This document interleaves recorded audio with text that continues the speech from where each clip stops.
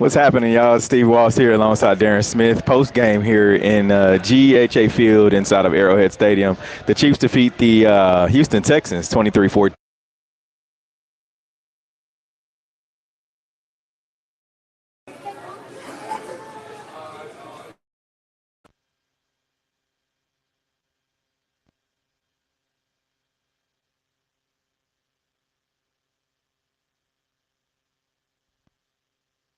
Three, four.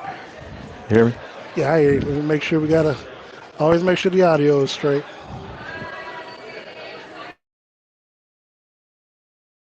All right, now we can go. Let's go. All right, try this again. Steve Walsh here alongside Darren Smith. Post game here at Arrowhead Stadium, GEHA Field inside of Arrowhead Stadium. The Chiefs defeat the Houston Texans 23-14. Darren,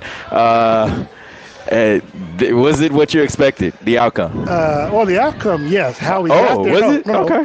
No, we expected a win. Okay. How we got there is a whole nother matter. All right. So, and I want you to be honest. And during the game, you said this may not end how we wanted to. What do you mean by that? It means the way that they were playing and the way.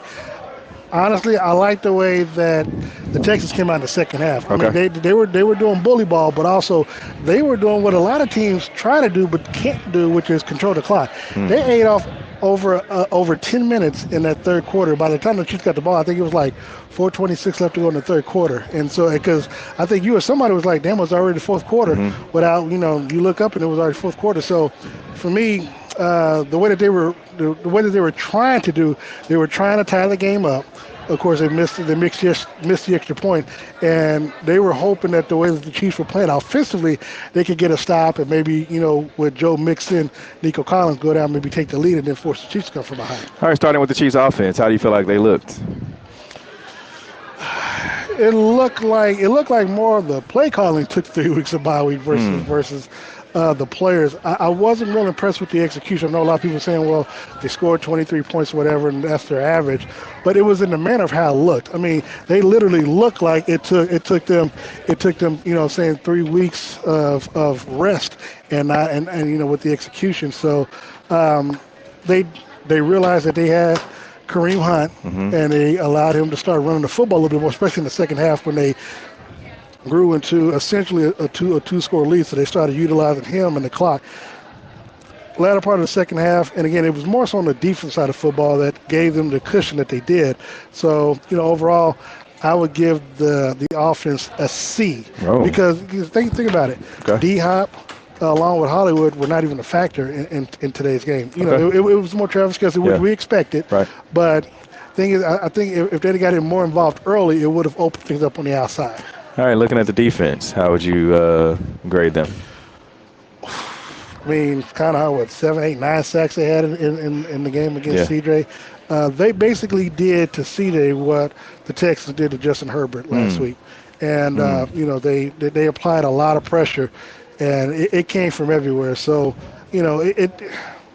according to Trent, when we talked to him, he said, I think they had to get the first quarter out of the way, get the legs and get the hitting and stuff so they can make their adjustments.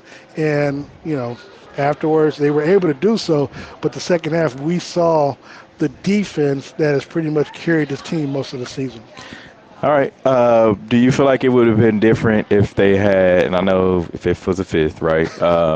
But we saw Joe Mixon. We talked about Joe Mixon during the game. Joe Mixon is a force to be reckoned with. I mean, we saw him when he played with Cincinnati. Yeah. So if they had the Stephon Diggs, the Tank Dell, would have been different. It could have been a lot different, and it would have put more pressure on the offense because for whatever reason, I think the expectations of what we might have expected out of Houston coming into this game may not have been much. The interesting thing is, we had heard that he tweaked his ankle on Wednesday, and he sat out. I was thinking that was more so of a Trojan. You could try to take that, because again, we didn't expect, we didn't know what to expect. I was telling people because they were looking at the bet slips, and I was like, well, there's no other running back from that they're giving you options, so it looks like he's going to be fine. He's going to play the entire game. So, but to me, the biggest question that I had, and I had asked you, where are they going to get their offense from? You know, they kicked a couple of field goals, I think, or a field goal, and had issues when it came. You know, they had problems with that too with the kicker. But outside of Joe Mixon, they couldn't get in the end zone. So I just didn't know where they were going to generate enough offense. And even though Nico Collins had a decent game, 5 catches, I think, for maybe 83, 87 yards, you know, Trent kept him out of the end zone, which was the most important thing. 23-14, the Chiefs are victorious. They move on to play either Baltimore or Buffalo. Darren, who would you think that they'd be playing next week? Well, we both in the pregame said Baltimore, so I mean, I expected that. And talking to some of the players, not going to say any names, but one player wants Buffalo because Buffalo beat them early in the season. The other one wants Baltimore for his own personal reasons. Interesting. 23-14. Steve Walls, Darren Smith. This is Postgame. Darren, your final thoughts on just, you know, overall, both Houston Texans going forward for them and also the Chiefs going into next week? If they can stay healthy next year with Tank Dell and obviously Stephon Diggs, they are going to be the team that I could easily see being a number 2, number 3 seed, and not the 4 seed. You know, no matter how Buffalo or Baltimore do in their divisions. I mean, they just have to stay. If they stay healthy, the sky's the limit on what they can do. They're young. They're you know, they got a lot. They got a lot of growth, and they can learn from today's game. And the fact that here we are now, 7 years going, you know, in the AFC Championship game, going into next week, man. This we ain't getting no younger, I know. but it ain't getting no less fun. I know.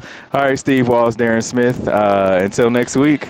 Well, make sure everybody joins us for the Red Hour. Yeah, the Red Hour tomorrow. Catch us right here where you are. I'm thinking today. Well, I don't know why it feels like today is Sunday. Because it does. It does. The Red Hour with myself, Darren Smith, Sean Tyler, also DJ Q, Monday night, 6:30 to 7:30. Be there, be square. Watch us wherever you're watching us right now on social media.